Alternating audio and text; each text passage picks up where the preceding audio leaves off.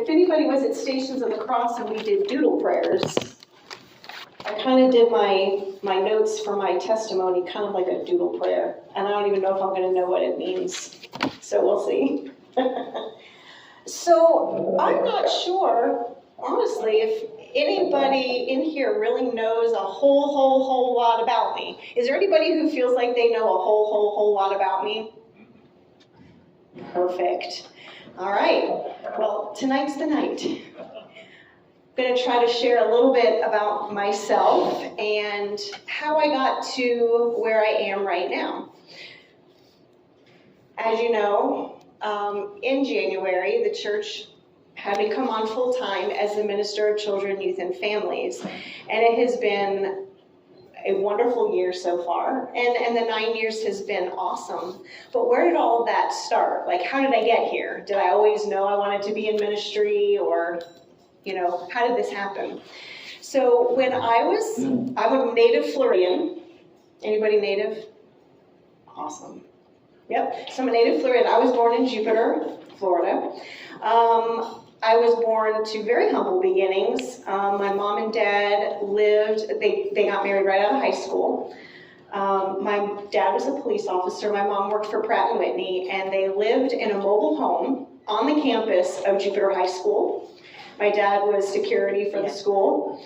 And so most of my first 5 years of life was sitting on the top of my dad's truck, watching football games and listening to marching bands. So if you know me, if the marching band is around, it's all on at that point. Absolutely love it. And so after my sister was born 2 years later, and at the age of 5, my parents got a little house in Tequesta, which neighbors Jupiter. And we were just down the street from First Baptist Church of Tequesta. And my mom took my sister and I every time the doors were open. And at that time, my dad, who grew up in the church, was kind of not going for a while. And then once he got involved, he became a chairman of the deacons and all kinds of things. So when I was in first grade, I told my parents that I wanted to ask Jesus into my heart. And that's when my journey with Jesus started. And I have never turned back. Like, I do not have a testimony where, like, I went wayward and I did all of these things. It's not a part of my story.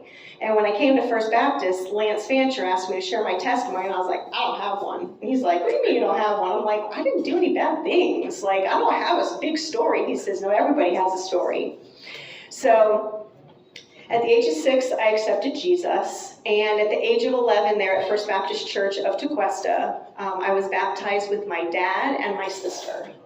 And they didn't turn the heater on, so it was very cold. And so that's the church I grew up in from age 5, and I was there till about the age of 15. I don't recall any of my children's ministers, and I only recall one of my youth ministers. I don't know why that is, but I find that interesting, and I always keep that in my brain. But that church, though there was a lot of love, it created a lot of spiritual trauma in my life. The church, the pastor, I remember being a child and sitting in the pew with my parents, and the pastor was suited up, and his wife was in his shadow. She never really talked to anybody, and he greeted people, and it was always the same people. We weren't that big. And I used to sit there and think, how come they never come to us? Why don't they ever come to us? Years later, when we got ministry, I was like, I remembered that, and I wanted to make sure not to be that. But I was always curious about that. No voice, no autonomy. It was just him and the shadow. It confused me. Well, fast forward, my dad was chairman of the deacons at that time, said pastor, affair, all kinds of really bad stuff. The preaching kind of was filled with that kind of stuff. We kind of always wondered what was going on. In the youth group, when I was in the youth group, the pastor in communion time would say, make sure that before you take communion that you are right with God. And if you have anything between you and your brother, you need to go and make it right. Because if you don't, and you take this communion, and something bad happens, you'll know why. And every time I was in church, I remember begging God, please be in my heart, please be in my heart, God, please be in my heart, please. And it was just that repetition all the time. In youth group, they would show us videos of the tribulation period. Have you seen these movies way back in the 80s or early 90s where we're driving along, you and I are in a car, I'm a Christian and you're not. I go up to heaven and you're just screaming in this car that's crashing. And there's fire burning everywhere, and people are taking mark of the beast and all these things. And that was my religious upbringing. My parents, they didn't know that kind of thing was really happening, I guess. It was also a time where there was a lot of boycotting certain things because of what they stood for. I remember going to the grocery store, my parents were looking at everything, does it have Procter & Gamble on this? We're not going to buy that. And it was that whole kind of religious scene. And so that's kind of how things were. So after things started going a little further south, my sister and I went to our parents. We said, okay, we've kind of had enough of this, let's go somewhere else. And we moved to a Nazarene church that was in Stewart, which felt kind of Baptist, but they were a little bit more like free in worship, so that was kind of fun. And that's where I really got a taste of discipleship. They were very much about disciple making. They taught you how to share your faith. We would take classes, I think it was like Evangelism Explosion. You learn how to share your faith. It's very hard for me. We would do like the trainings and I'd get all the information, and then we'd have a night where you would go and you would practice with somebody. I skipped it. Because I was just like, it wasn't me. I get very uncomfortable. I like to share my faith through my actions and through conversations, but I just wasn't super comfortable with that. But that was a really cool time. And then from there, I got old enough to start going to church on my own. And that's where I went to a plethora of places. I attended Assemblies of God, where I saw people speaking in tongues. The Brownsville revival was going on during that time. Does anybody remember that in Pensacola? My friends and I were like, what's going on there? We got in the car and drove over. It was interesting. I went to an evangelical Presbyterian church once I met Pastor Joe. And so in each of these places, I started getting involved in ministry. And so I started when I was 17, 18 years old, I was working volunteer in youth ministry. Pastor Joe and I were practically youth ourselves, and we were doing youth ministry. And so my whole life, since I was a child, I always wanted to teach. I knew from a very small child that I wanted to teach. And when I was 6 years old, I told you I asked Jesus in my heart, and when I was 8 years old, we were on a trip. Well, let me pause for a minute.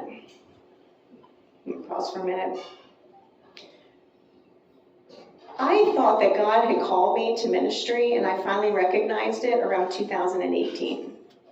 And that's really what I had planned to kind of share as part of this tonight. So I'm going to fast forward, and I'm going to go right back to the beginning. But when I was thinking about my life and how things have gone, I realized that God was planting seeds in my life way before I recognized it. And so here's the story. I was 8 years old, and we were driving on a vacation because we never flew, and I have motion sickness. The only thing I could do was look out the window. And I was looking out the window, and we passed by a children's home. I was like, children's home? And I inquired with my parents about what is a children's home, and they told me what a children's home was. And they're just driving along, and I am looking out the window, just crying, bawling my eyes out. I was like, when I grow up, I am going to do something where I can help all those kinds of kids. I don't know what it is, but that's what I want to do. It was literally this week that I realized that I think God was calling me all the way back then to do the things I'm doing now, and I never realized it. It goes back that far.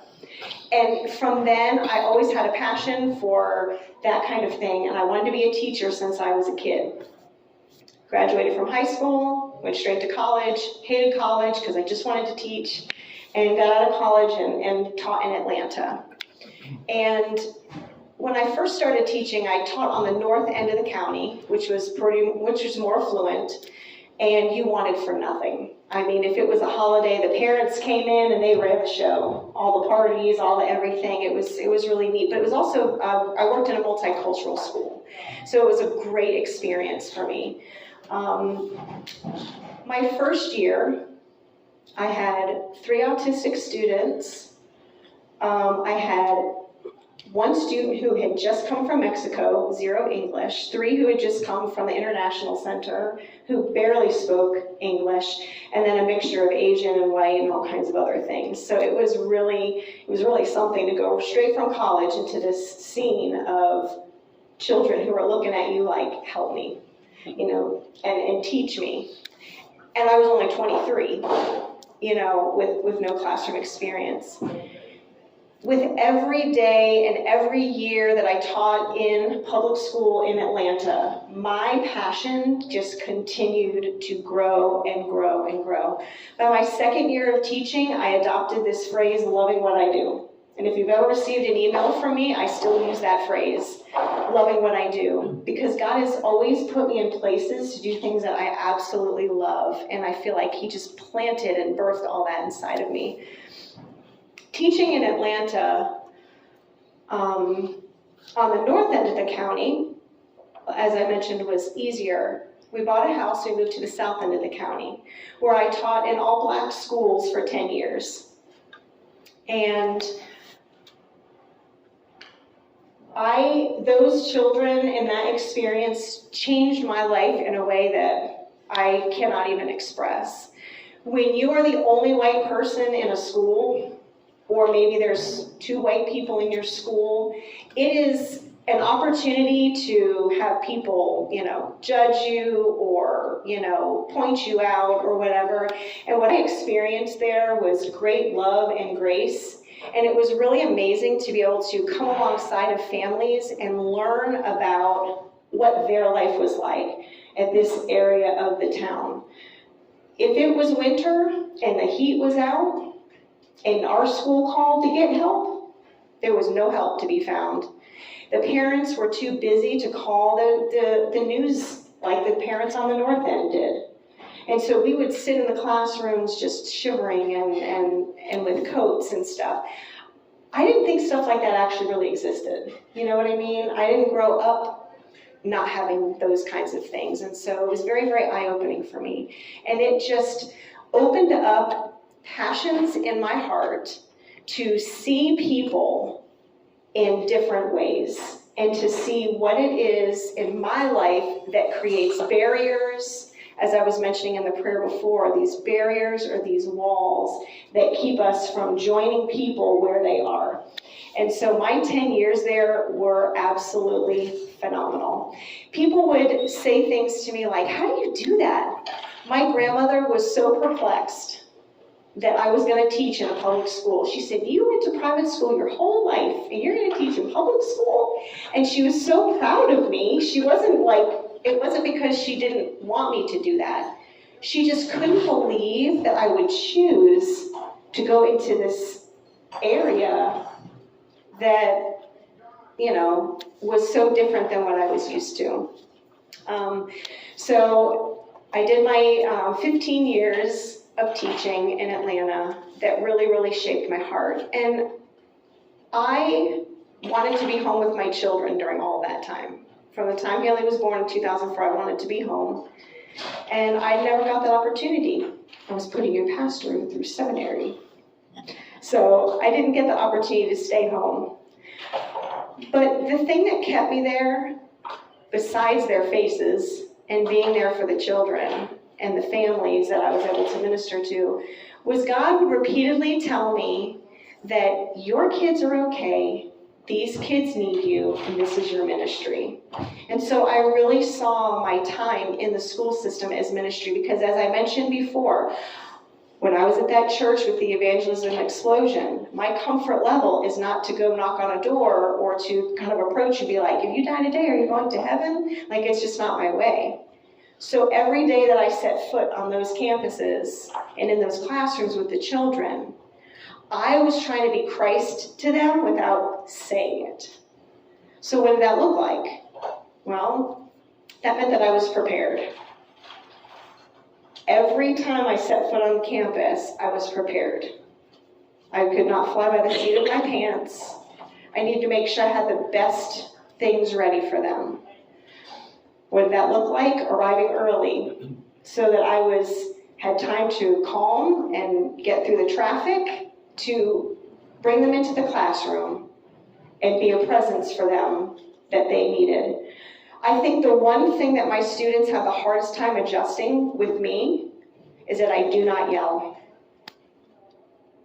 You know, when a kid is used to somebody yelling at them, that is how they feel loved, or how they feel heard or feel accepted. And I started realizing where they were coming from. And so my classroom, God put such a passion in me to create a space for the kids that they could come and be safe and be loved and just kind of put all of that to the side.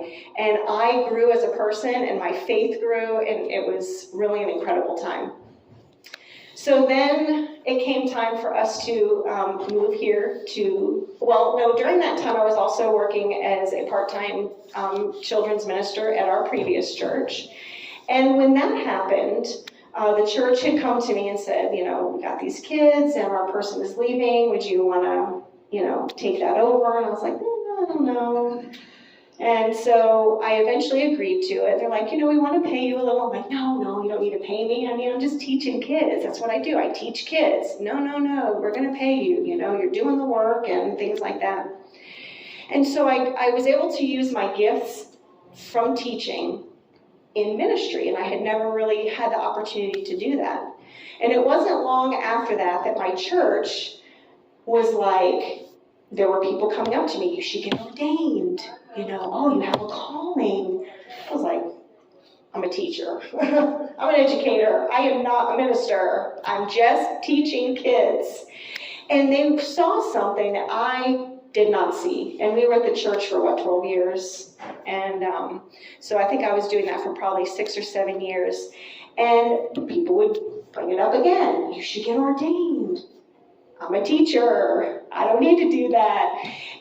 And I did not realize that God kept trying to get my attention about what my calling was. We moved here, and I decided I wasn't going to teach, and I wasn't going to work at a church, and I was just going to support my husband and just homeschool our children and just come down here in Vero Beach and just kind of a fresh start, because it was a lot of grieving for me to leave the public school. I think this year is the first year that I haven't been heavily grieving the loss of teaching in the public school.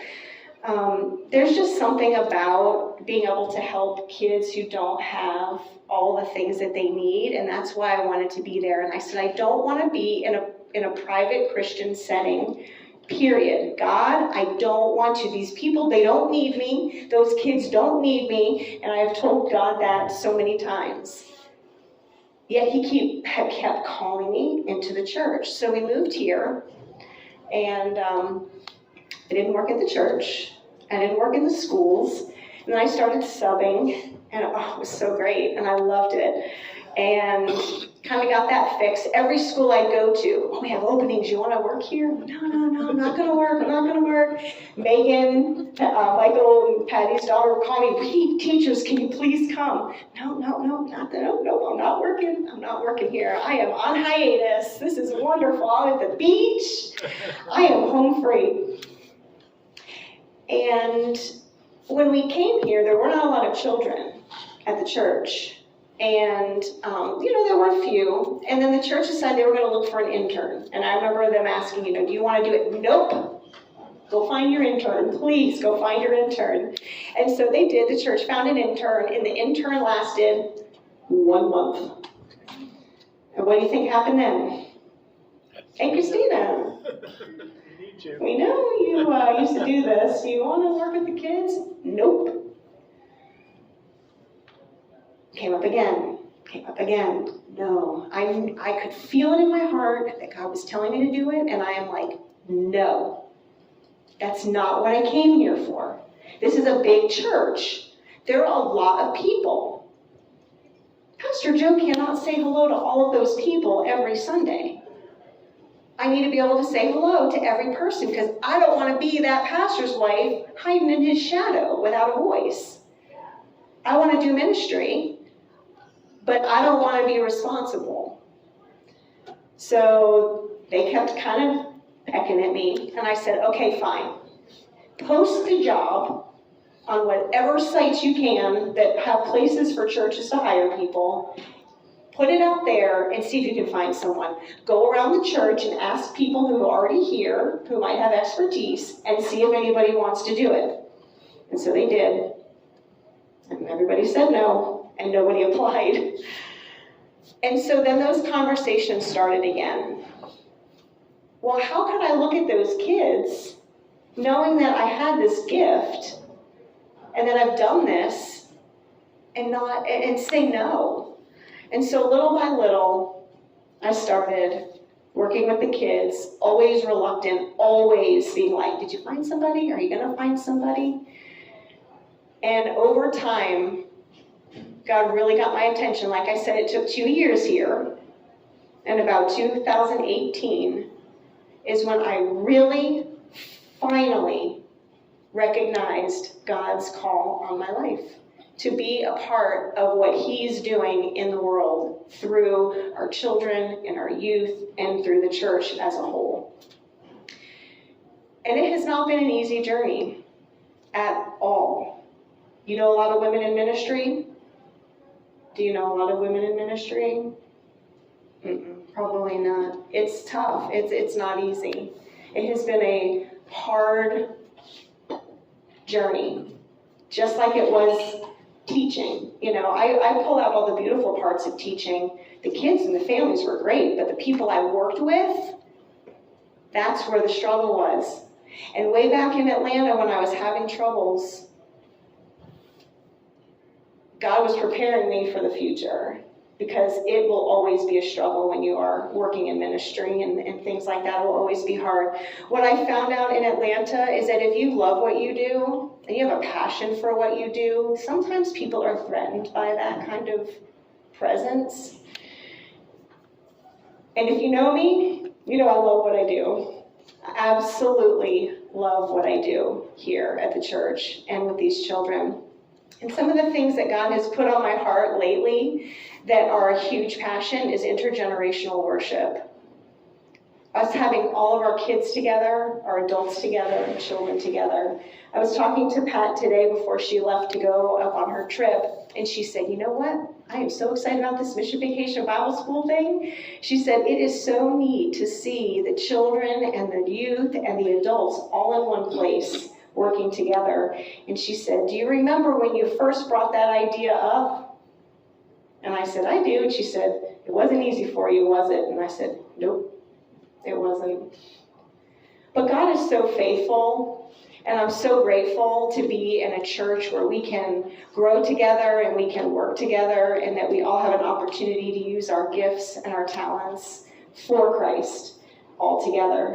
And so I don't know what my future looks like. You know, I don't know where God might call me. God could call me somewhere totally different. I really don't know what His plan is or what His idea is for me.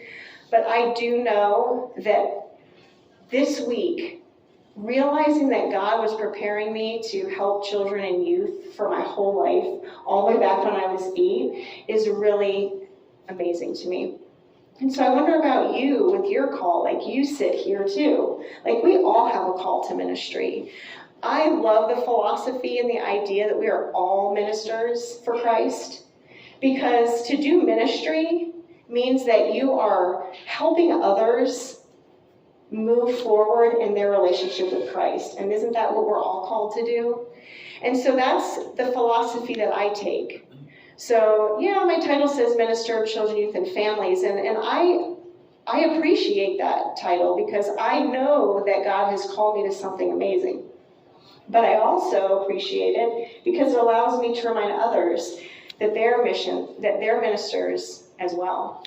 So our children and our youth, the programming that we do with them where they are working for the body of Christ, is because they are also ministers of the mission that God has. This past Sunday, I had mentioned this at Ladies' Devotions last night. This last Sunday, all of our children's ministry paid staff was gone. We were all gone at the same time. And I knew the two girls were going to be out. Then I found out I had to be out. And then last Sunday, Kim's like, yeah, I'm not going to be there. And my eyes got big, and I was like, okay, this is fine. Do you want to know how fine it was? Patty and Megan taught my class. Cheyenne's sister taught the preschool class. And do you know who was doing all the other work? The youth. The youth. 3 of the youth that were there, Dylan was running the front desk. Allie was a teacher's assistant in the preschool class. Willow and her friend that she's been bringing every Thursday night and every Sunday was in the class with Patty and Megan. Those 3 children, Willow, Dylan, and Allie, got to this church in 2016 when we did, and they were 4 years old. This church has raised those children, and they've had opportunities to start serving in the children's ministry since 3rd grade. That's what we do in the children's ministry. We allow all the children to serve, but we do a more formal way of training them when they're in 3rd grade if they want to serve. Now they're in 6th and 7th grade. I was up in Nashville, not worried one bit. How amazing is that? It's really incredible. These children. Anyway, I'm kind of rambling now because I get really super passionate about some of these things. A few of the values that I have that I hope that I am showing here at First Baptist, I hope that nothing that I do, I hope that never when I'm praying or preaching or walking the aisle, I pray that nobody feels unseen.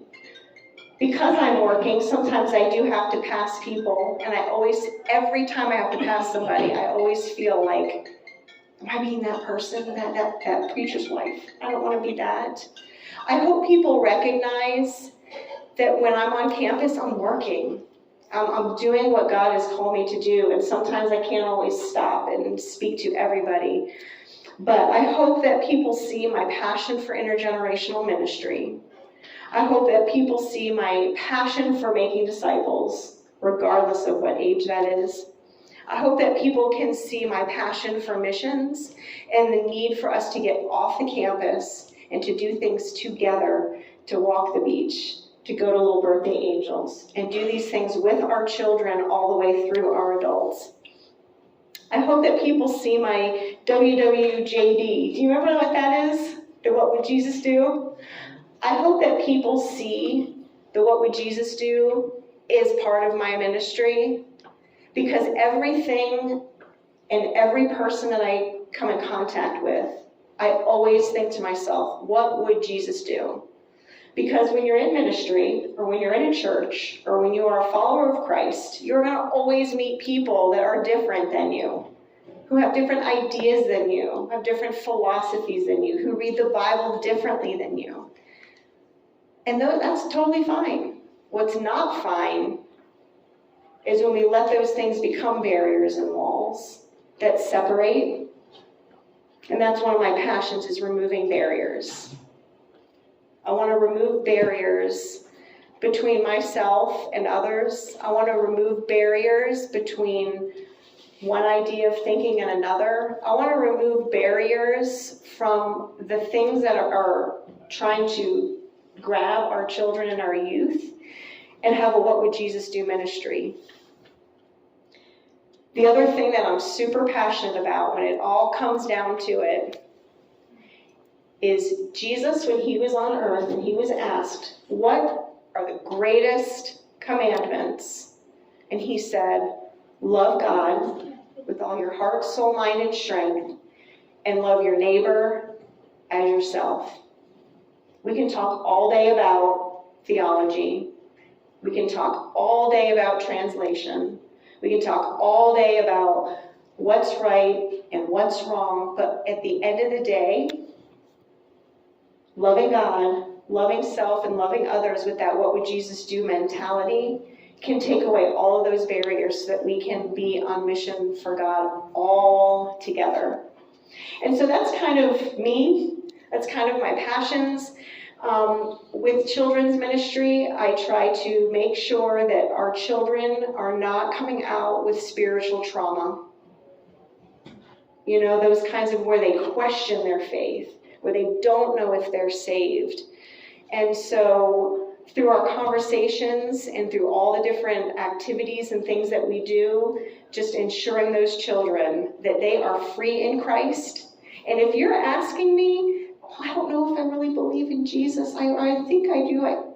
The very fact that you're asking me that tells me that you do. You know, be strong in that you know that if you love Jesus in that way and you have asked him to be in your life, you can be assured that he is, and give them that opportunity to not grow up in fear. Anyway, I do feel like I'm rambling yet again, but that's kind of me in a nutshell. That's how I got here. Humble beginnings, didn't know I was called to ministry. God got my attention. And I have to honestly say, when Pastor Joe said that he was going to be a pastor, go to school for ministry, I did not know that was part of the plan. But I remember very vividly that God was like working in my heart, and I knew he was up to something, and I didn't know that it was that, and that he was preparing us for that ministry that he would do. And then now with us being here for 9 years, if you would have told me 9 years ago, or even, any time, that we would be working so closely together in ministry, supporting one another, and trying to help people see the value of being on mission for Christ, no way. I would never have believed this. And so I hope that my sharing my story lets you kind of get to know me a little better, see where I came from, and see the things that kind of push my passions. And when you see me flying by with a smile all the time when I'm on campus, that is so genuine, I can't even describe it. The passion that God has in me, people are like, how do you get your energy? I'm like, I can't explain it, it's just God. I don't know what to say. I just love what I do. And I'm so grateful to be here and to just have the support and see what God has in store for our church, for each of you, who God's calling you to speak to, who is God asking you to share your story with. I've been here 9 years and nobody really knew me. Nobody here really knows me. I've been here 9 years, where did I come from? What did I do? And so now you know a little bit of my story. So if we have others in the church where you've been sitting next to them for 30 years and you don't know them, find out who they are and where they came from. Because once you know people, then you know why they do the things they do, for good or for bad. Our stories speak to, our life story speaks to what we do now. So thank you for giving me the time to kind of share my heart. I could really probably keep you here for a really long time and go into a lot of specific details about the passions. I will not do that. If you ever want to know, please ask me. And if you ever want to see what we do in the children and youth ministry, I would love for you to come. You do not need to schedule it ahead of time. I will not plan any differently. My friends would know the principals were coming and they'd amp up their lessons, and they're like, oh my gosh, I'm so stressed out, the principal's coming. And I'm like, why? And they're like, oh, I'm like thinking, so your lessons aren't always good? Just being silly. Come and see. What you will see on a Sunday morning when you come over there, when we leave, after we've pushed them into worship, teaching them how to be a part of worship, when we go over, we start with like a centering prayer just to kind of, because we go through the playground, we go up the stairs, it's kind of quite a journey. And so I've always told people, when you see a wiggly on the stage, times 10 by the time they get over there. So if you see them wiggly and you go, oh, that's so cute, it is cute, and it's 10 times bigger when they get over there. So we get in, we do a nice centering prayer. And then we've been doing station teaching for a while now. And myself and one of the other youth, who I've prepped ahead of time, teach the lesson in small groups, and then we have other stations that they go to. And so they get to kind of have a lot of responsibility in their faith and what they feel that they want to go to at that time. It might be a scripture writing station. It might be a scripture writing coloring station. It might be our area over here where they can write cards to people. There's books about God's creation, all kinds of things they can do there. We have our lessons, we have prayer gardens, all kinds of things for them to explore their faith. So if you're ever curious, come. And Thursday night is really a sight to see when you put 30 plus middle and high schoolers and post high schoolers in one place. It's really fascinating and really super fun. So please come and join.